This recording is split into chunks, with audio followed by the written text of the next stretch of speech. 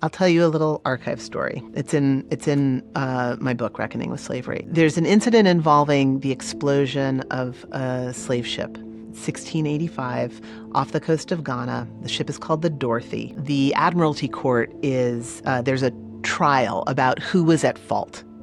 How did this explosion happen? Many people were killed, and so there are court records.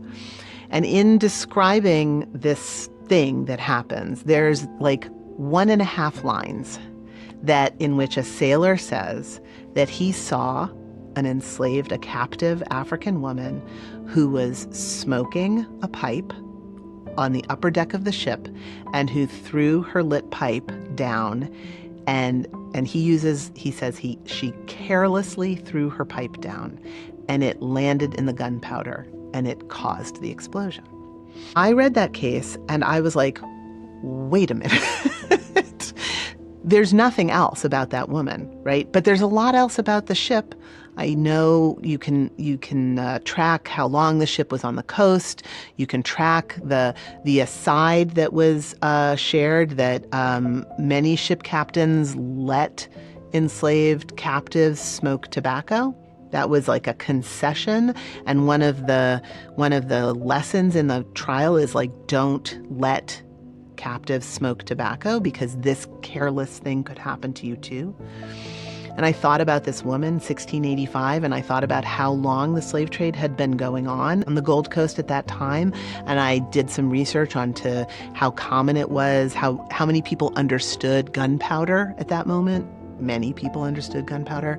And I just asked the question in the book, like, what does it mean to think that perhaps this was not an act of carelessness, but an act of care? What does it mean to think that this woman, she didn't know where she was being taken, but she knew that people who were loaded onto these ships never came back. She knew what gunpowder was. She knew what gunpowder would do, and maybe we have to think about that explosion as an act of freedom. And, I say in the book that we don't, I don't know. 135 Black people were killed in that explosion, including her. Is this an act of desperation? Is it an act of vision? Is it an act of cruelty? And so I ask all of those things when I tell that story in the book. And I want my reader to think about how it is that I don't know what happened and how it is that my reader can't really know.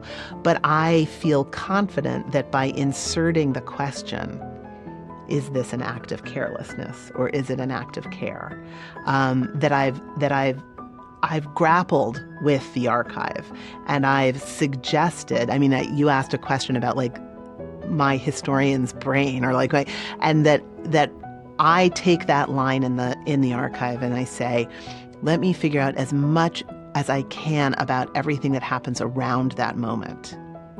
And then let me offer the story back to you with a different conclusion than the conclusion of the sailors who are trying to convince the court that they were not at fault, right? But that she was.